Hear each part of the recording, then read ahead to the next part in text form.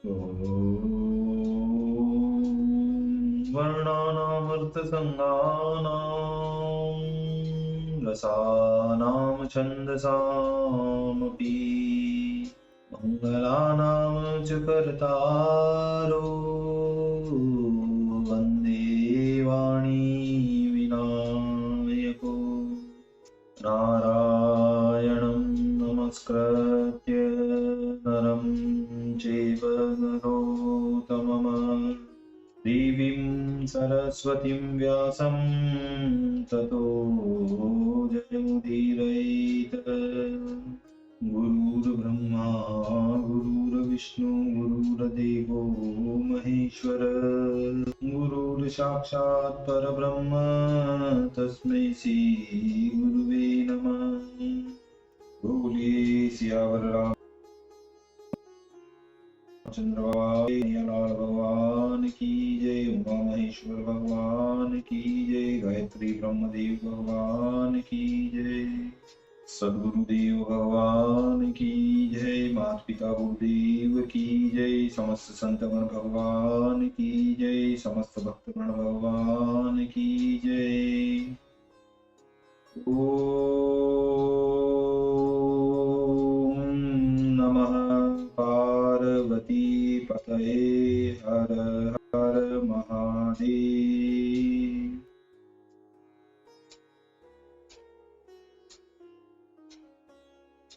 तो मित्रों और आप सभी श्रीमद् भागवत कथा के रसिक जनों, श्रोतागणों, अब तक हमने श्रीमद् भागवत कथा के क्रमबद्ध रूप से कथा को श्रवण किया है, पठन किया है, मनन किया है, कीर्तन किया है, भजन किया है। तो अब हम श्रीमद् भागवत कथा के पंचम स्कंद के पंचम अध्याय 5वें अध्याय की ओर कथा को अग्रसर करते हैं।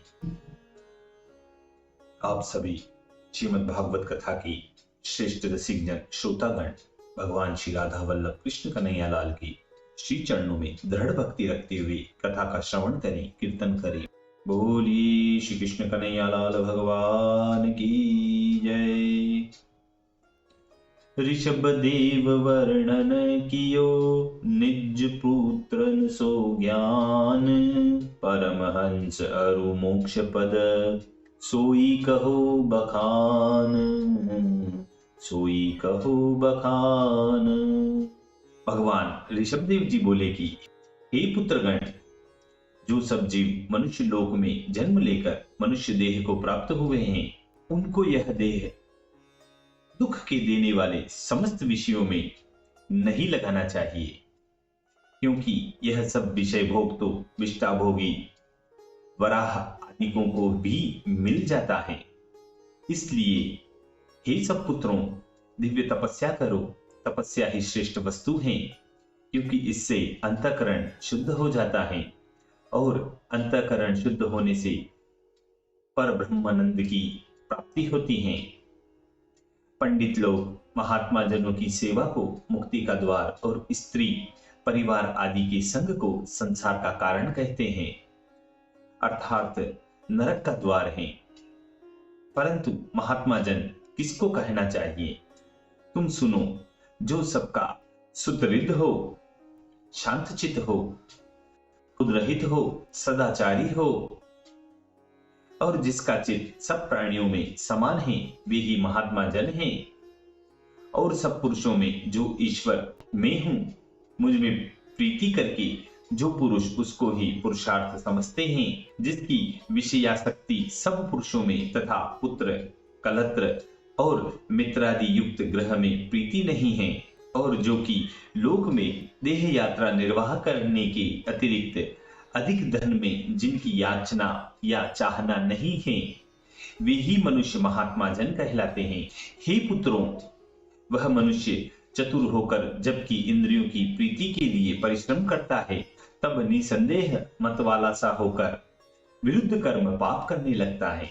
एक बार के विरुद्ध कर्म करने से आत्मा को दुख देने वाला यह देह उत्पन्न हुआ है। भला फिर भी उस विरुद्ध कर्म का बारंबार करना अच्छा है हम तो इसको अच्छा नहीं समझ सकते। पुरुष जब तक आत्म तत्व के जानने की इच्छा नहीं करता, तभी तक उसके निकट अज्ञानता से आत्म स्वरूप का तिरस्कार होता है। क्योंकि जब तक क्रिया रहती है, तब तक यह मन कर्म में लगा रहता है, और वह कर्म स्वभाव ही शरीर के बंधन का कारण होता है। इससे पहले किया हुआ कर्म ही मन को अपने वश में अर्थात फिर भी कर्म में लगाता है। जब तक अविद्या से उपाधि युक्त आत्मस्वरूप जो मैं वासुदेव हूँ मुझ में प्रीति नहीं करता, तब तक देह के इस संबंध से जीव नहीं छूटता। हे वत्सगण, केवल देह से मुक्ति नहीं होती, इतना ही नहीं वरन और अनर्थ भी वर्तमान रहते हैं। क्योंकि स्वार्थ के विषय में प्रमत्त रहने से पुरुष विवेक युक्त होकर सब इंद्रियों की चेष्टा को मिथ्या नहीं जानता, अर्थात यह सब आत्मा से संबंध नहीं रखती। ऐसा नहीं निश्चय किया तो भी आत्म स्वरूप की भूल जाने से मैथुन सुख पाप ग्रह को प्राप्त होकर संताप पाता है। हे वत्सगणों, इस संसार में स्त्री के साथ मिलने से सुख प्राप्त होता है, संताप नहीं होता। ऐसा जो कहते हैं वे महाभ्रम में पड़े हुए हैं। क्योंकि स्त्री और पुरुष इन प्रत्येक के जन्म लेते ही एक एक हृदय ग्रंथि होती है, और फिर जबकि पुरुष स्त्री के साथ मिल जाता है तब और एक एक हृदय ग्रंथि हो जाती है। वह बहुत बड़ी और दृढ़ ग्रंथि पड़ती है। प्रत्येक हृदय ग्रंथि से केवल देह और सब इंद्रियों में हमारा इस प्रकार के ज्ञान से मोह उत्पन्न हो जाता है। इस दृढ़ हृदय ग्रंथि से ग्रह, क्षेत्र, पुत्र, कुटुंब, धन इत्यादि के विषय में महामोह उत्पन्न होता है।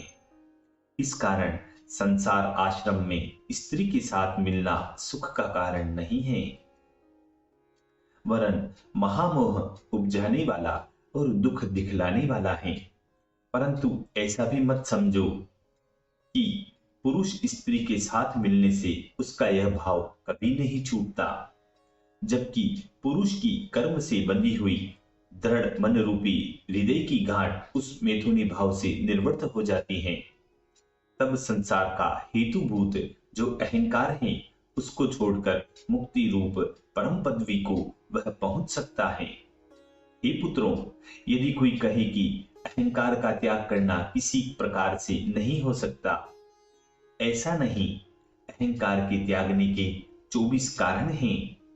जैसे परमहंस और शुक्ल स्वरूप मैं हूं, मुझ में भक्ति करना, मुझ में अनावृत्ति करना, तृष्णा रहित होना, सुख दुख के भार को सहना, इस लोक और परलोक में सब प्राणियों के दुखों को देखना, तत्व जिज्ञासा, तपस्या, काम्य कर्म का छोड़ देना, मेरे निमित्त कर्म करना, मेरी कथा कहना सुनना, जो सब पुरुष मेरे भक्तों की ही परम आराधना करने योग्य देवता जानते हों, उन मेरे भक्तों का सत्संग करना, मेरी गुण कीर्तन करना, वीर रहित होना, सबको समान समझना, उपसम अर्थात इंद्रियों का रोकना, आत्मा, शरीर और घर में यह मेरा यह पराया इसी बुद्धि को छोड़ने की वासना करना, अध्यात्म शास्त्र वेदांत शास्त्र का विचारना, निर्जन में वास करना,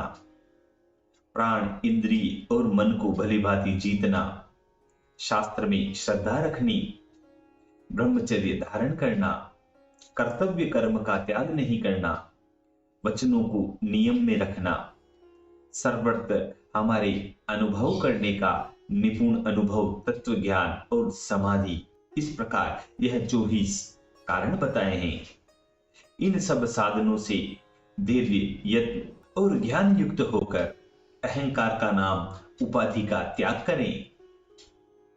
हे पुत्रों, इस प्रकार से जब अहंकार दूर हो जाए, तब फिर सब कर्मों का अपराध रूप हृदय में जो ग्रंथि का बंधन जो अविद्या से पड़ गया है, उसको सावधान होकर उपाय से, जैसा कि मैंने उपदेश किया है, वैसे ही भली भांति से त्याग कर उसके पश्चात इस उपाय से भी अलग हो जाना।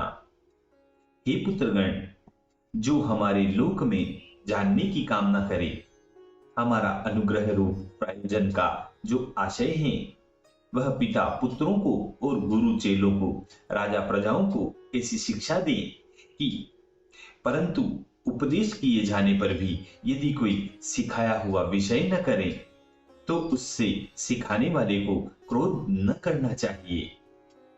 कारण कि अधिक करके जो पुरुष तत्व नहीं जानते वे अच्छा समझकर कर्म ही करने में लगे हुए हैं। उनको फिर सकाम कर्मों में लगाना चाहिए, क्योंकि फिर सकाम कर्मों में लगाना अंधों को कुएं में डालने के समान है। फिर उनसे क्या परिश्रम हो सकता है? जो पुरुष बहुत ही कामना करता है और उसकी दृष्टि अच्छा बुरा देखने में अंधी है और धन की चेष्टा करता है, किंचित सुख के कारण परस्पर वेर करना चाहता है, वह मूर्ख इस बात को नहीं जानता कि अंत में मुझको दुख प्राप्त होगा। वह दुख को सुख समझता है। ऐसे कुबुद्धि व्यक्ति अविद्या में पड़े रहते हैं। उनको देखकर कौन सदन विद्वान जानबूझकर इस विषय में उसको प्रवृत्त कराएगा?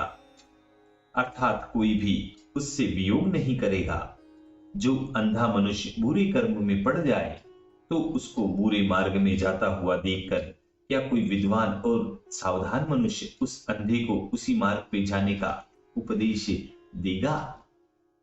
परंतु इस प्रकार से संसार को प्राप्त हुए जीव को परम भक्ति के मार्ग का उपदेश दे करके मुक्त करना आवश्यक है। जो उसको इस संसार से नहीं छुड़ाता वह उसका गुरु नहीं, सगा नहीं, पिता नहीं, माता नहीं, देव नहीं और पति भी नहीं, वरन शत्रु कहना चाहिए। हे पुत्रगण, हमारा यह मनुष्य रूप का शरीर अवितर्क्य अर्थात अपनी इच्छा से हमने धारण किया है। भाव यह है कि मैं प्राकृत मनुष्य नहीं हूं और हमारा हृदय जिसमें सत्व वर्तमान है वैसा यह शुद्ध तत्व स्वरूप है, क्योंकि हमने अधर्म को पीठ पर करके निकाल दिया है। इस कारण श्रेष्ठ पुरुष मुझको ऋषभ श्रेष्ठ कहते हैं। तुम सब मेरे शुद्ध सत्वमय हृदय में उत्पन्न हुए हो, इसीलिए द्वेष त्याग कर सब मिलकर स्थिर बुद्धि से अपने सहोदर इन बड़े भ्राता भरत जी की सेवा करो। हे पुत्रों, इनकी सेवा करने से तुम्हारा प्रजापालन और मेरी सेवा भी हो जाएगी। अर्थात यह भरत तुम्हारे सबसे बड़े सहोदर भाई हैं, सो इनकी आज्ञा में रहना तुमको आवश्यक है। बस ऐसा करने से तुम्हारे सभी कर्तव्य कर्म सफल हो जाएंगे। ऐसे ही ब्राह्मणों की सेवा करना भी तुम्हारा धर्म है, क्योंकि चेतन अचेतन सब प्राणियों में स्थावर श्रेष्ठ हैं। स्थावर में सर्पादि जंगम जीव श्रेष्ठ हैं। जंगम से ज्ञान युक्त पशु श्रेष्ठ हैं। पशुओं से मनुष्य श्रेष्ठ हैं। मनुष्यों से भूत प्रेतादि प्रथम गण श्रेष्ठ हैं। प्रथम गण से गंधर्व गण श्रेष्ठ हैं। गंधर्व गणों से सिद्ध गण प्रधान हैं और सिद्धों से किन्नर गण श्रेष्ठ हैं। किन्नरों से असुर गण श्रेष्ठ हैं। असुरों से देवता लोग श्रेष्ठ हैं। देवताओं से इंद्र श्रेष्ठ हैं और इंद्र से ब्रह्मपुत्र दक्षादि श्रेष्ठ हैं। दक्षादिकों से शंकर भगवान श्रेष्ठ हैं। यह शंकर भगवान ब्रह्मा जी के बल से बलवान हैं, इस कारण उनसे ब्रह्मा जी श्रेष्ठ हैं। ब्रह्मा जी हमारी पूजा करते हैं, इस कारण ब्रह्मा जी से हम भगवान नारायण श्रेष्ठ हैं। हम इन ब्राह्मणों की पूजा करते हैं, इससे ब्राह्मणगण हम नारायण से भी श्रेष्ठ होने के कारण सबसे पूजनीय हैं। इस कारण तुम अवश्य विप्रों की चरणों की सेवा करो।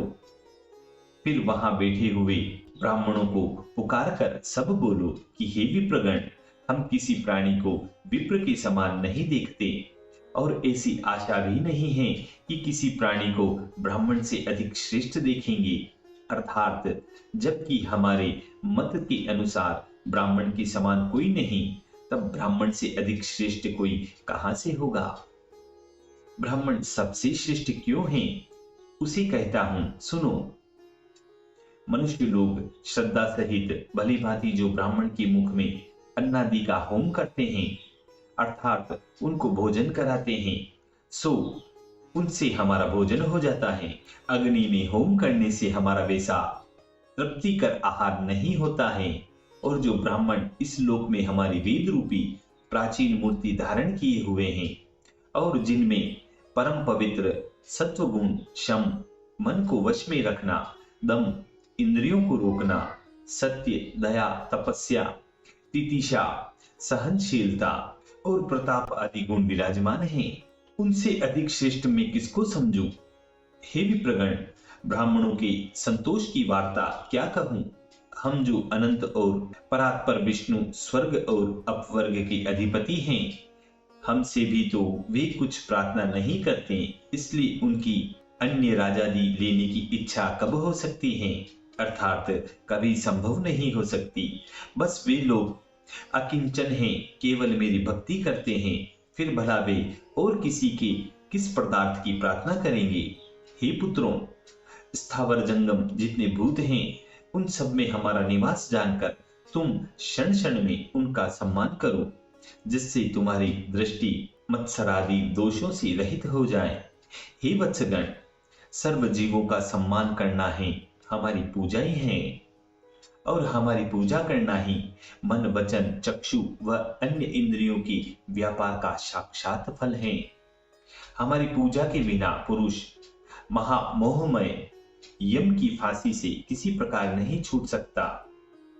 श्री सुखदेव जी कहते हैं कि हे राजन, हे परीक्षित, महानुभाव भगवान ऋषभ देव जी यद्यपि उनके पुत्रगण सब प्रकार से स्वयं ही शिक्षित थे, तथापि संसारी लोगों को उपदेश करने के लिए पुत्रों को इस प्रकार का उपदेश देकर स्वयं आप शांत स्वभाव और कर्म बंधन से रहित प्रधान मुनियों की भक्ति, ज्ञान, वैराग्य लक्षण और परमहंस धर्म सिखाने की वासना से अपने सन्मुख पुत्रों में बड़ा पुत्र महाभागवत और महाभागवतों का दास भरत था, उसको पृथ्वी का पालन करने के लिए राज्य का भार सौंपकर उनका शरीर मात्र परिग्रह रह गया।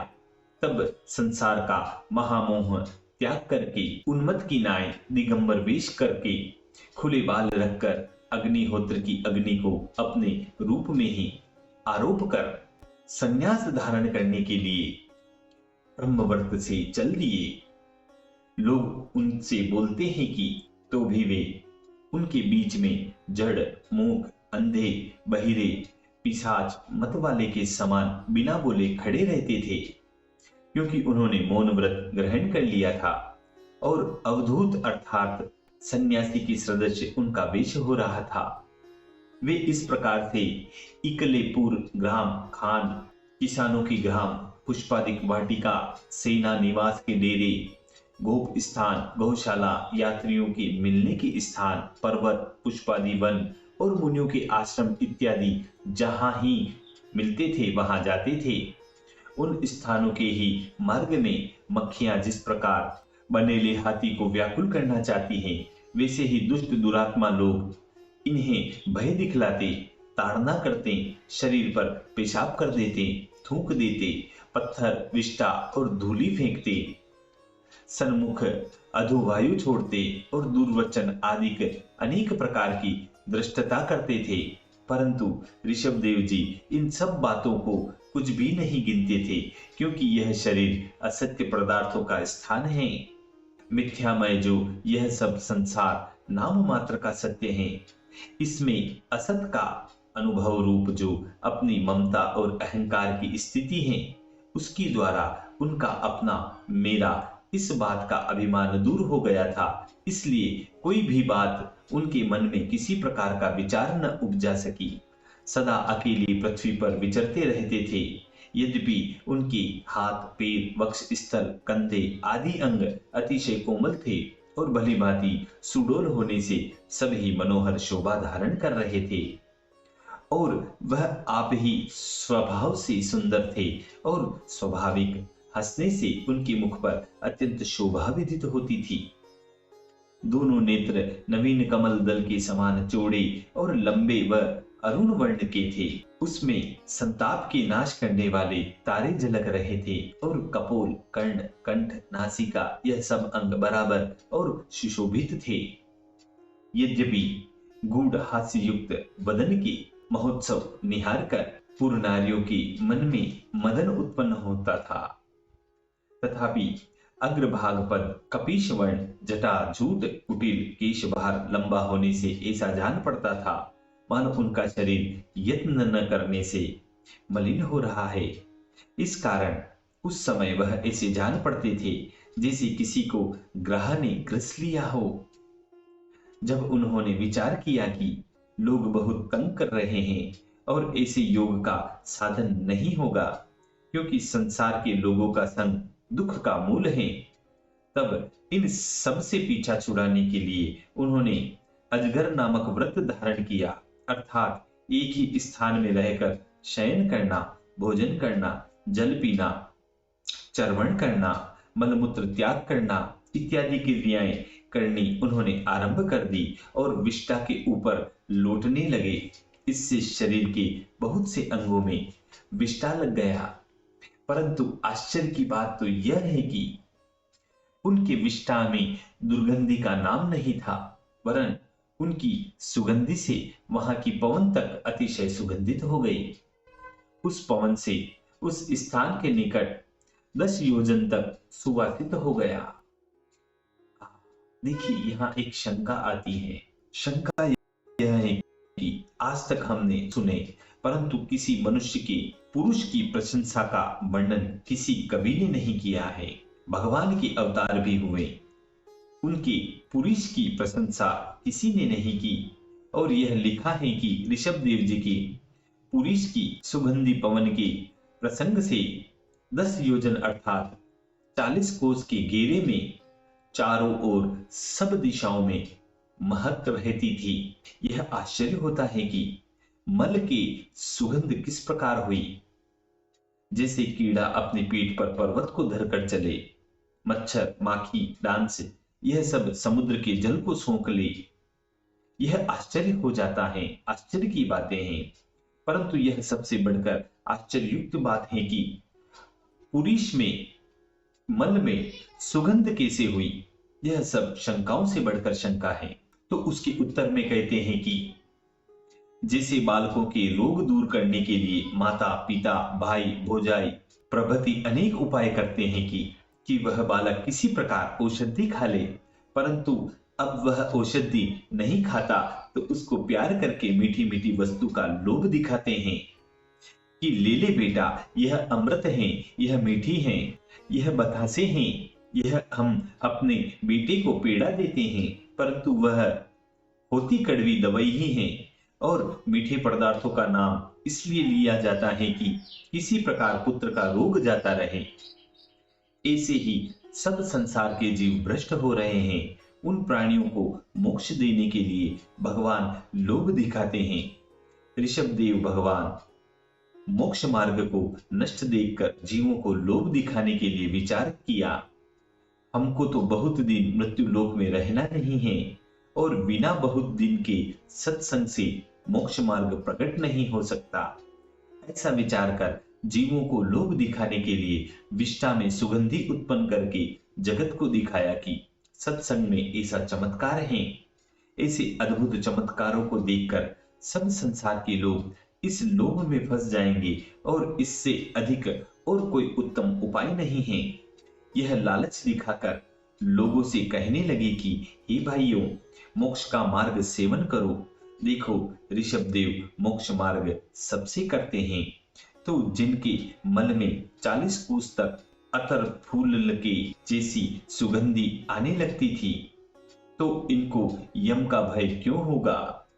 आप लोग भी मोक्ष मार्ग का सेवन करेंगे तो आपकी भी ऐसी ही कीर्ति और शक्ति होगी। इस प्रकार इस शंका का उत्तर समझना चाहिए। तो आगे कथा में कहते हैं कि भगवान ऋषभ देव जी संन्याश्रम से प्रविष्ट होकर इस प्रकार गौ, मृग एवं काग के तुल्य आचरण करने लगे। कभी चलते चलते, कभी खड़े खड़े, कभी बैठे बैठे ही भोजन पान और मलमूत्र त्याग कर देते थे। इससे गो व मृग अथवा काग के तुल्य उनके समस्त आचरण हो गए थे। हे राजन, योगियों में श्रेष्ठ ऋषभ देव जी इस प्रकार लोगों की भीड़ निवारण करने के लिए और योगियों को किस प्रकार का आचरण चाहिए, उसको दिखाने के लिए विविध भांति की योगाचर्या करते थे। परंतु वे स्वयं भगवान और अपने स्वरूपभूत केवल परब्रह्म में देहादि के अनुसंधान रहित और परम महत अर्थात उत्तरोत्तर शतगुण रूप से बढ़ा हुआ जो आनंद है वह उनका स्वरूप है। और ऐसे सब प्राणियों की आत्मा जो वासुदेव हैं, इस कारण उपाधि भाव परित्याग करने से स्वतः सिद्ध व समस्त फलों से भरपूर थे। इस कारण से आकाश गमन, मन के समान शरीर का वेग होना, अंतर ध्यान होना, दूसरे के शरीर में प्रवेश करना और दूर की वस्तु को ग्रहण कर लेना आदि जो अष्ट सिद्धि योगों की सिद्धियां हैं, ये निज इच्छा से उनको प्राप्त हो गई थी। परंतु ऋषभदेव जी ने अपने मन से उनका आदर नहीं किया था। इस पर एक कविता कही गई है कि आए को हर्ष नहीं, गए को भी शोक नहीं, कैसा निर्द्वंद भयो समझ की बात है। देह नेह नरे नहीं, लक्ष्मी को हूं हरे नहीं, मन को कहूं फेरे नहीं, पाहन समगात है। लोकन की रीति नहीं, काहू सो सुपीति नहीं, हार नहीं जीत नहीं, वर्ण है न जात है। ऐसा जब ज्ञान होत तब ही कुछ ध्यान होत, ब्रह्म के समान होत ब्रह्म में समात है, ब्रह्म के समान होत ब्रह्म में समात है। इसी प्रकार मधुर संवाद के साथ श्रीमद् भागवत कथा की पंचम स्कंद के पंचम अध्याय का यह पूर्णता होती है, समाप्ति होती है। बोलिए श्री कृष्ण कन्हैया लाल भगवान की जय।